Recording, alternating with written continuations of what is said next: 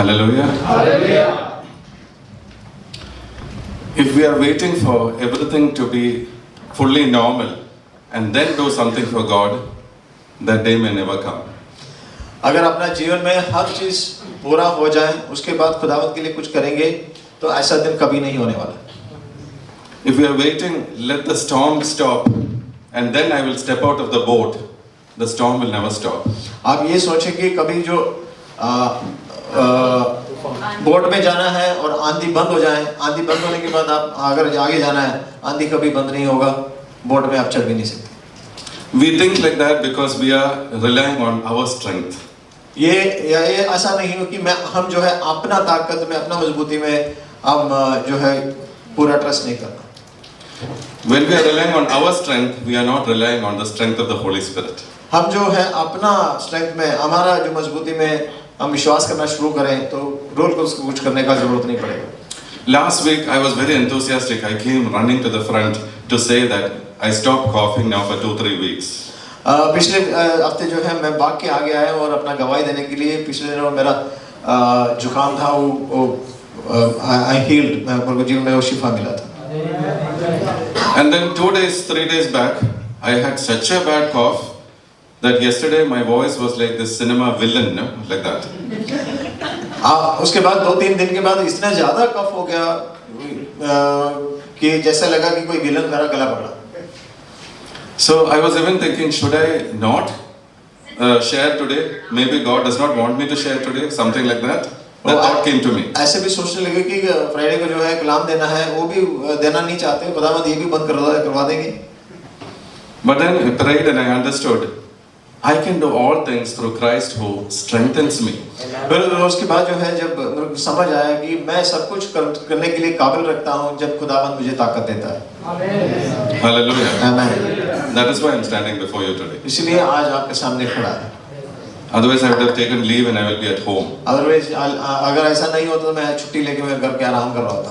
And then I would have had fever and then I would have had admission and everything would have gone that way. But I decided to step out of the boat. उसके बाद sir दर्द भी होगा, जुकाम भी होगा, फिर hospital में एडमिट भी होगा। Hallelujah. Amen. Say, I am a spirit man.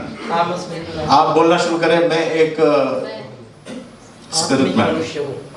आत्मिक मनुष्य। हाँ, मैं ये सोच रहा था कि उर्दू में बोलूं या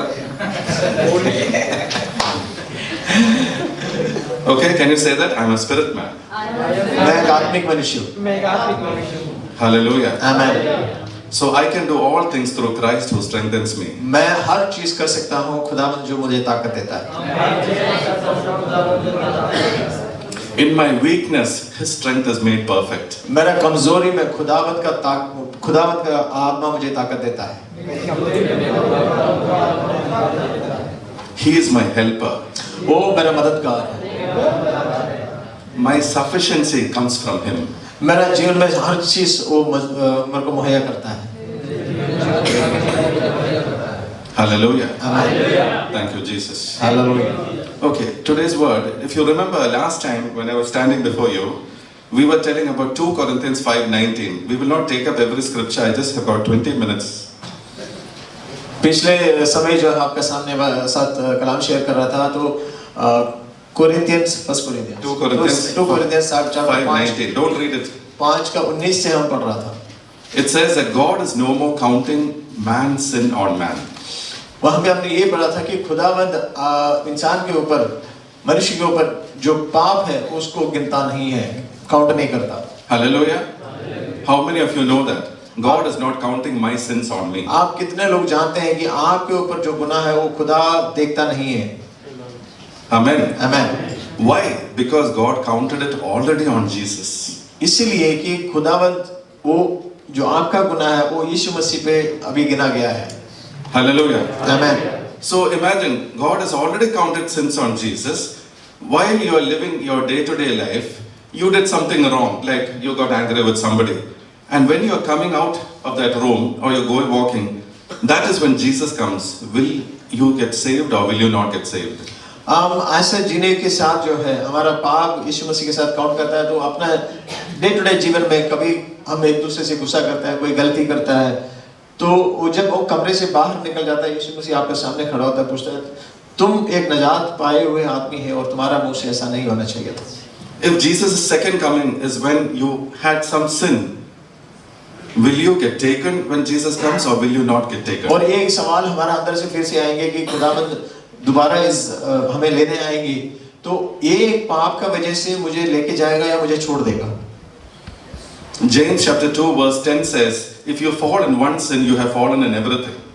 याकूब का खत है, उसमें जो 2:10 में ये लिखा है, if you fall in one sin, अगर आप एक पाप में गिर गया है, you have fallen in everything. तो आप हर नियमों को तोड़ दिया है. Do you understand that? Amen. Yes. So if you have fallen in one sin, and that is when Jesus comes, what happens? Will you be taken by Jesus or will you not get taken अगर by आपने Jesus? एक पाप किया है तो यीशु मसीह दोबारा आएगा, तब आपको लेके जाएगा या छोड़ देगा? It's a question. Will you get taken or will you not get taken? आपको लेके जाएगा या आपको छोड़ देगा? आपको ये सवाल समझ आ रहा? We already said Jesus already took all our sins on the cross. हमने सबसे पहले ये बताया था कि हमारे सारे पापों को, गुनाहों को यीशु मसीह अपना सर पे ले लिया है. But when Jesus came, you didn't have time to repent or you didn't think about repenting. You were doing the next thing and suddenly Jesus came. Will you get taken अपने or will you जीवन not get में कोई taken? पाप किया है, कोई गुनाह किया है, उसके लिए आपने माफी नहीं मांगा और इमीडिएटली खुदावंद आ गया जमीन में, जैसे कि आपको टाइम नहीं मिला, तो फिर क्या होगा? Have you thought of this before? आपने ऐसा कभी सोचा है? Do you realize that Jesus can come like a thief at any time? आप ये समझते हैं यीशु मसीह कभी भी किसी भी वक्त यहाँ पे आ सकता है? And if he comes, are you like without even one sin? अगर वो इसी समय आ जाएंगे, आपके जीवन में क्या एक भी पाप नहीं होगा? And if there is one sin, then will he leave you here and take the जैसे याकूब में लिखा है, अगर एक पाप होगा तो सारा नियमों को मैंने तोड़ दिया, तो फिर मैं गुनाहगार माना जाएगा? If you look at 1 Peter chapter 2, आप अभी कलाम से देखिए पहला पत्रस no sorry, 1 Peter, 2 Peter chapter 1 दूसरा पत्रस का पहला बाब and verse 9, उसका 9वीं आयत, it is written that ये लिखा है that you can sometimes forget that the sins of your past has been forgiven. आप ये हो सकता है कि आप भूल गए होंगे जी, आपका पिछले जीवन का जो पाप है खुदावंद ने माफ कर दिया है. Sometimes you forget that your sins have been forgiven by Jesus. कभी कभी हम ये भूल जाते हैं कि मेरा सारे पिछले पाप खुदावंद भूल भी गया है. That you are forgetting that Jesus forgave you already. आप भूल जाते हैं कि खुदावंद आपको माफ किया है, वो आप भूल जाते हैं. And it is telling who are the people who will think like that. It is written from verse 5. वो कैसे लोग उसके बारे में सोचता है, उसका वो 5वीं आयत से वहां पे लिखा है.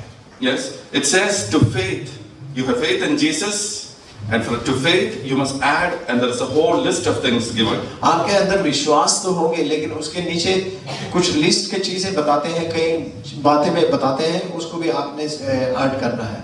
It says to faith add goodness, to goodness add knowledge, to knowledge self-control, perseverance, godliness, brotherly kindness, and love. But if you remember, if you add like that to 2 Peter 1 verse 5 onwards. तो 5 से Yes, from 5. से पढ़े. बस इसी बायस तुम अपनी तरफ से कमाल कोशिश करके अपने ईमान पर नेकी और नेकी पर मार्फत और मार्फत पर परहेजगारी और परहेजगारी पर सब्र और सब्र पर दीनदारी और दीनदारी पर बरादराना उल्फत और बरादराना उल्फत पर मोहब्बत बढ़ाओ, क्योंकि ये बातें तुम में मौजूद हों और ज्यादा भी होती जाए तो तुमको हमारे खुदावंद यीशु मसीह के पहचानने में बेकार और बेफल ना होने देगी. और जिसमें ये बातें ना हो वो अंधा और कोता नजर है और अपने पहले गुनाहों के धोए जाने को भूले बैठा है. So if you keep adding to faith all these qualities, little by little you are adding. आप ये विश्वास के साथ ये सारे क्वालिटीज एक एक करके अपने जीवन में ऐड करता जाएं. If you are adding, then you will be effective and productive. अगर आप ये इसको जोड़ दे जाएंगे आपका विश्वास में, आप ज्यादा काबिल और ज्यादा विश्वास के साथ बढ़ने वाले होंगे. And if you are not adding, then you will start getting remembrance. You will be reminded of your past sins, and you will not remember that you are a saint. You will say, I am a sinner. अगर ये चीजें आपके जीवन में आप जोड़ा नहीं जाता तो आप धीरे धीरे जो है भूल जाते हैं कि मैंने निजात भी पाए थे कभी। Do you understand? Hallelujah. आप समझ रहे हो बात? So, the new covenant life is not like the old covenant. ये हमारा मसीह के साथ एक नया जीवन है, वो पुराना जीवन के साथ कोई संबंध नहीं है। It is not like that. वो पुराना जीवन जैसा नहीं है, It is very different. वो बहुत ही अलग है। In the old covenant, you had to fulfill all the laws.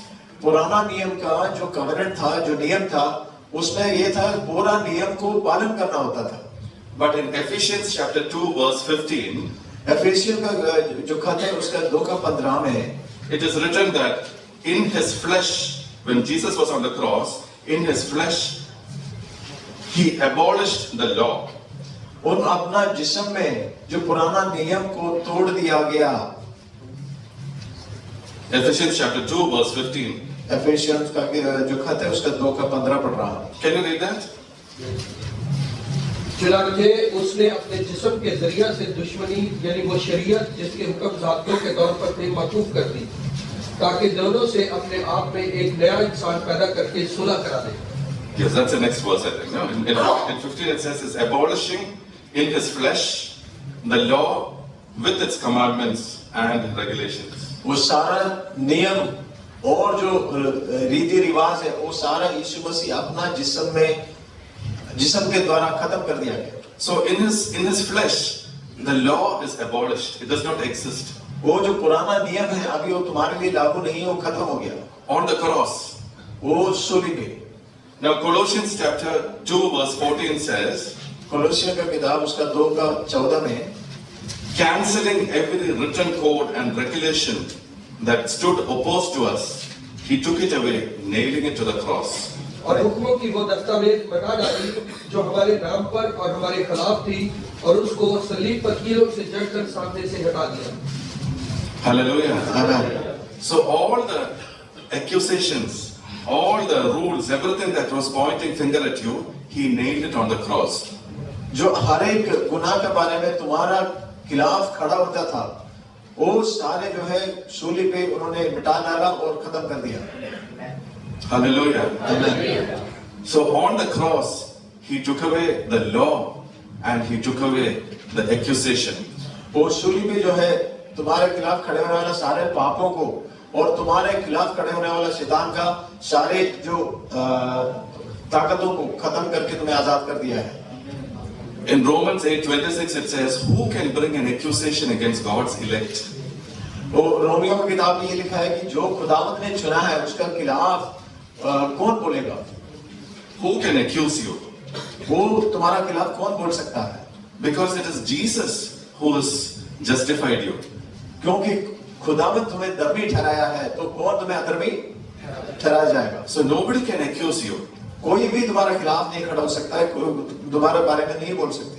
Hallelujah. आमीन। So you have been set free from the law of sin and death.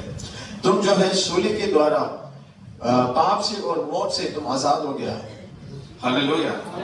Can you say, I have been set free आप बोल सकते हैं मैं आजाद हो गया हूँ from the law of sin and death. जो नियम है पाप का और मृत्यु का। I have been set free. मैं आजाद हो गया है। I am under the law of the spirit of life. मैं जो रूह अल कुद्दस का नियम का अंदर हूँ। Hallelujah. That's Romans 8 verse 2. ये रोमियो का 8:2 पढ़ा है हमने। Can you read that? क्योंकि जिंदगी के रूह की शरीयत ने मसीह यीशु में मुझे गुनाह और मौत की शरीयत से आजाद कर दिया। Hallelujah. आमीन। He has set you free. आपको खुदावंद ने आजाद कर दिया है। And the rest of it is saying, of that verse says, He has set you free, those who are not living according to the flesh, but according to the Spirit. वो आपको आजाद कर दिया है जिस्माना हिसाब से नहीं, जिस्माना हिसाब से जो रहने वाला नहीं, लेकिन रूहानी जीवन बिताने वालों का। Hallelujah. Say, my life is a life in the Spirit. आप अपना बोलना शुरू करें, मेरा जीवन जिस्मानी जीवन नहीं है, रूहानी जीवन है। everything that God wanted from you, all the righteousness that God wanted from you, Jesus fully met for you. That is Romans 8:4. रोमी का 8:4 में पढ़ा है, जो हमारा जीवन में धर्मी जीवन बिताना था, वो ऐसा ही एक धर्मी जीवन यीशु मसीह ने आपके सामने करके गया है। Can you read that?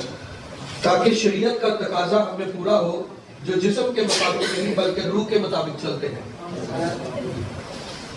Romans 8:4. Yes. The righteous requirement of the law was fully met in us. 5 और क्योंकि जो जिस्मानी है वो जिस्मानी बातों के ख्याल में रहते हैं, लेकिन जो रूहानी है वो रूहानी बातों के ख्याल में रहते हैं। There's something wrong. Which is that verse? The righteous requirement of the law was fully met in us, who do not live according to the flesh, but according to the spirit. That is Romeo 8:5। 8:5. Okay, it's because I did not understand. That's why. So, whatever God is requiring, how good you have to be, how perfect you have to be, that Jesus met for us, so that it is like we have qualified, we have done it, like that Jesus did for us. जैसे धर्मी बन के जैसे भला बन के जीना था और नियम वो मांगता था, जैसे ही खुदावंद यीशु मसीह हमारे लिए जिया और हमें दिखाया, और इसलिए कहते हैं कि आपके लिए जितना भी पाप था, इसीलिए खुदावंद यीशु मसीह अपना सर पे लिया। So if I have to be 100% good, I am 100% good because Jesus was 100% good for me. अगर आप 100% अपने जीवन में खुदा का हिसाब से, नियम के हिसाब से जी रहा है, लेकिन मैं नहीं हूँ, लेकिन खुदावंद यीशु मसीह मेरे लिए 100% पूरा जीवन बिताया, इसलिए मैं भी 100% पूरा हूँ, क्योंकि मेरा भरोसा मसीह में। Hallelujah. Did you understand that? आप ये समझ रहे हो इस चीज को? Thank you, Jesus. So I am fully accepted by Jesus. इसलिए आप कह सकते हैं मुझे खुदावंद अपना लिया है पूरी तरीके से। So Hebrews chapter 4 verse 16 says, when you need mercy, when you have done something wrong, and when you need grace, come boldly before the throne of grace, because your righteous requirement has fully been met in Jesus. इसलिए जो कलाम ये कहते हैं कि जब आपको दया और करुणा चाहिए होते हैं, तो खुदावंद के पास आओ, वो पूरे तरीके से तुम्हें आजाद और जीवन में भलाई देने वाला है। You can come with freedom before God. आप जो है बिना किसी रोक के साथ मसीह के पास आ सकते हैं। Why? Because God has accepted you in Jesus. इसलिए कि यीशु मसीह जो है आपको खुदावंद में एक्सेप्ट कर दिया है। So you can come without feeling bad, without feeling like you will be punished, because Jesus met the requirement for you. You can come there and say, have mercy on me. आप कभी भी ये अपने जीवन में रोकने का कोशिश ना करें, मैं गुनहगार हूँ, क्योंकि खुदावंद तुम्हें आजाद कर दिया है और खुदावंद तुम्हें एक्सेप्ट करने के लिए तैयार है। Hallelujah. Amen.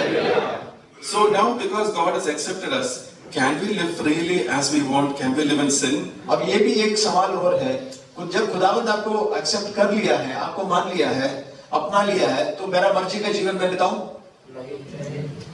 Then what? Then why do you need to live well? तो आप ऐसे भले जीवन क्यों बिताना है? Because God has accepted you anyway. खुदावंद जो है आपको अपना लिया, कैसे भी हो।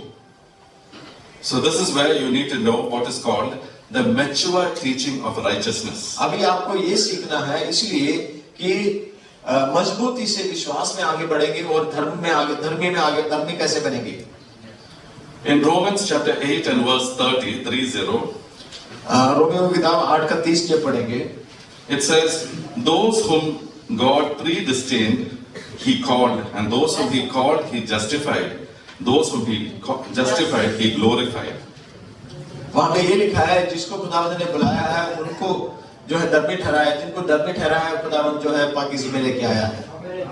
Hallelujah. आमीन। So you are in the process of being glorified. जो आप जो है अपना जीवन एक प्रोसेस में है, तो महिमा के लिए। Hallelujah. आमीन। So you were justified by Jesus on the cross. आपको जो है धर्मी ठहराया है सूली पे। He has justified you like as if you never sinned. That is why He is calling you a saint. Justify का माने ये है कि आप कभी पाप नहीं किया है। Like that He has justified you. तो खुदावन जो आपको सूली पे जस्टिफाई कर दिया है, जो यानी आपको बिना कोई पाप का आपको मान लिया है। He is the Lamb of God who has taken away the sin of the world. जो खुदा का मेमना है वो आपका सारा पाप को अपने सर पे लेके चला गया है। The Lamb of God who took away the sin. जो मेमना अपना सारा पाप ले लिया है। So then, what happens if there is sin in your life? फिर उसके बाद आपके जीवन में कोई पाप आए तो क्या करेंगे? So Jesus took your sin away on the cross. यीशु मसीह आपका पाप को अपना सूली पे ले लिया। But are you a perfect person now? अभी आप कामिल हैं? Aren't there things in your life which is not good, which still needs correction, which still needs to be changed? फिर भी मेरे जीवन में कोई ना कोई कमी है जो ठीक करता जाऊं। That is called being glorified. वो उसको कहते हैं जो महिमा के तरफ बढ़ना। Hallelujah. आमीन। So the verse before 30, verse 29 says, those whom he foreknew, he predestined to become in the likeness of his son. तो उसका 29 को जो पढ़ेंगे हम, वहां देखते हैं कि जो जिनको खुदावंद ने बुलाया है और उनको जस्टिफाई करता जा रहा है। पढ़े आप। क्योंकि जिनको उसने पहले से जाना, उनको पहले से मुकर्रर भी किया है कि उसके बेटे की हम शक्ल हो, ताकि वो बहुत से भाइयों में पलौटा ठहरे। Hallelujah. आमीन। So God is now, once you are justified on the cross, the Holy Spirit comes and now He's changing you to become more like Jesus. यीशु मसीह के द्वारा जो है आपको एक बार धर्मी ठहराया, लेकिन आपका जीवन में रोजाना खुदा के साथ आप पाप बिना जीवन जब बिताएंगे तो आप महिमा में आगे एक कदम आगे बढ़ता जा रहा है। Hallelujah. आमीन। In 1 John chapter 3 and verse 2 it says, it has not been revealed to us what we are to become, but we know this, when He comes, we will be like Him. पहला John 3:2. 3 का 2 पढ़ेंगे, 3 बाब उसका दूसरी आयत। अजीजों, हम इस वक्त खुदा के फर्जंद हैं और अभी तक ये जाहिर नहीं हुआ कि हम क्या कुछ होंगे। इतना जानते हैं कि जब वो जाहिर होगा तो हम भी उसकी मानिंद होंगे, क्योंकि उसको वैसा ही देखेंगे जैसा वो है। आमीन। Hallelujah. आमीन। So when Jesus comes, we are going to look like Jesus. जब यीशु मसीह जब आएंगे तो हम जो है यीशु मसीह के जैसे हम भी दिखेंगे। Hallelujah. आमीन। When Jesus comes again, He will not be looking like the flesh and blood person He was. He's going to come in His glory. यीशु मसीह जैसे दोबारा आएंगे, आप ये मत सोचो कि पहले एक जमाने में यीशु मसीह इंसान बन के रहा था, लेकिन अभी जो आएगा पूरे महिमा के साथ आएंगे, आप देख भी नहीं पाएंगे। आप ऐसा मसीह के स्वरूप में आप भी बन जाओगे। Hallelujah. आमीन। So when Jesus comes in His perfect glory, how much like Him will we look? How close will we resemble Him? यीशु मसीह का पूरा महिमा क्या है, आप अपना मन में इमेजिन कर लेना और उसके बाद आप ये सोचना है कि आप भी ऐसा ही बनोगे। आमीन। Hallelujah. आमीन। So we can have, like say, brass, silver, gold. I'm giving you an example. So you can look like brass, you can look like silver, or you can look like gold. आपके सामने मैं एक example लिखता हूँ, सोना हो गया, चांदी हो गया और क्या कहते हैं ब्रास हो गया, या जैसे स्टील या हदीद हो गया, ऐसे। So when He comes, we are going to be like Him. It has not been revealed what we will be, but one thing we know, when He comes, we will be resembling Him. We will not be looking like this flesh and blood body. अभी जो है हम आप प्रकट नहीं कर सकता कि हम क्या बनेंगे, लेकिन जब यीशु मसीह हमारे सामने ठहरेंगे तब हम प्रकट होंगे हम क्या है। Hallelujah. आमीन।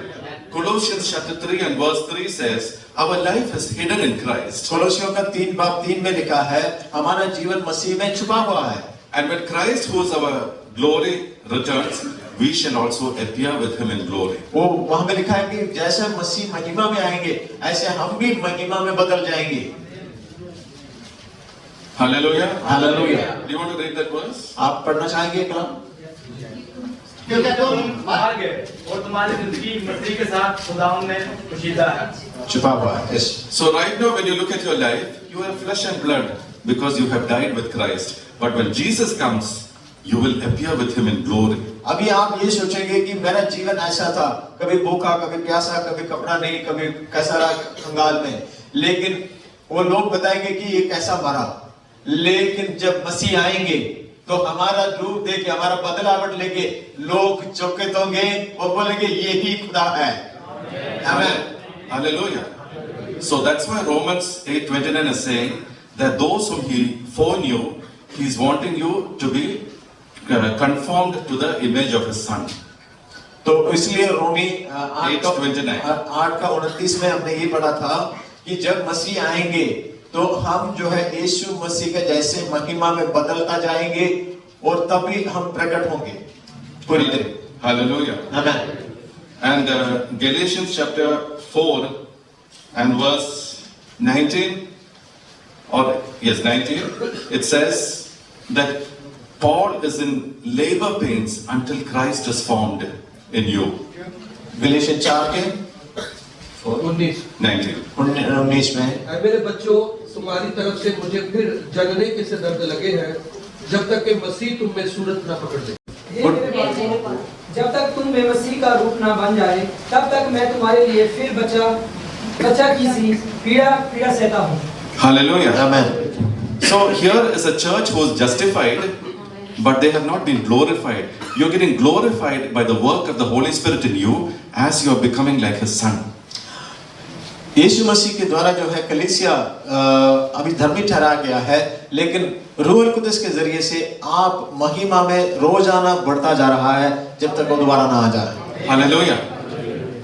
So Galatians 5:18 says, if you are led by the Spirit, you are not under the law.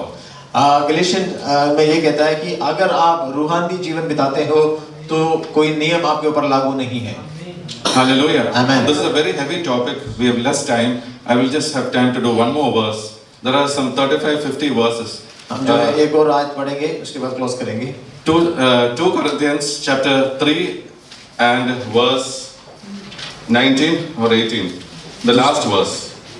3:18. दूसरा कोरिन्थियंस उसका 3 का 18।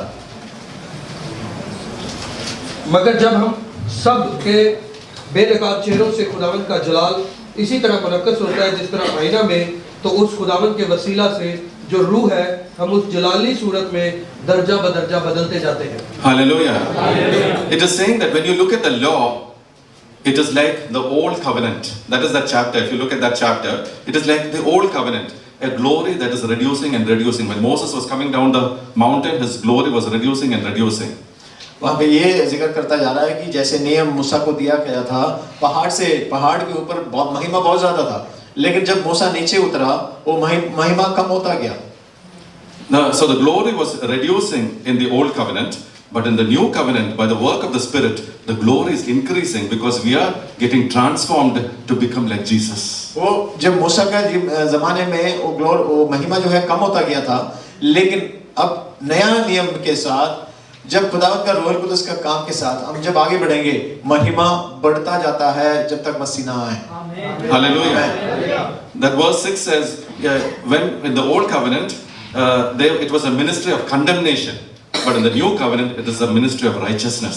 पुराने नियम में ये था कि दूसरे को दोषी ठहराने का एक काम होता था, लेकिन नया नियम में रूहानी जीवन में जो है आजाद देने वाला, आश्वासन देने वाला काम है। Hallelujah. Amen. So in conclusion, I want you to know, you are justified by Jesus on the cross. मैं आपको ये कहना चाहता हूँ एक बार और, जो खुदावंद में हैं उनको खुदावंद धर्मी ठहराया गया है। Hallelujah. Amen. Say, I am ready for heaven. आप अपने बोलना शुरू करें, मैं आसमानी जीवन के लिए तैयार हूँ। Because Jesus justified me on the cross. इसीलिए खुदावंद यीशु मुझे आजाद दे दिया है। I received the Holy Spirit. मैं रूह कुदस को पाया हूँ। Now my life is being glorified by the Holy Spirit. अभी मेरा जीवन महिमा में बढ़ता जाता है रूह कुदस के साथ। As I submit to the Holy Spirit, I am becoming more like Jesus. जैसे मैं रूह कुदस में सबमिट करता गया है, जैसे ही खुदावंद में बढ़ता जा रहा हूँ। Hallelujah. You go home and read the same chapter, verse 3, verse 6. All this will tell you how the Holy Spirit, we are now under the Holy Spirit covenant. The new covenant is not by written ink, it is a ministry of the Spirit, not written on stone, it is written in our heart. We change in our heart and we become having the divine nature of Jesus. जो नया नियम है अपना दिल में लिखा गया है, पुराना नियम जादू पत्थर में लिखा था। और जैसे आप अपना घर ले जाएं, ये रोमियो का चैप्टर 3 और उसका पूरा पढ़ लेना। हर एक लफ्ज जो है, हर एक आयत जो है आपसे बात करना शुरू करेगा और रोल कोर्स में आप बढ़ते जाएंगे। On another session, if we have a teaching session, I can go through this. We don't have time for that. जब हमारा स्टडी होंगे उस समय हम इसके बारे में ज़्यादा सोचेंगे, बढ़ेंगे। God bless you everyone. Hallelujah.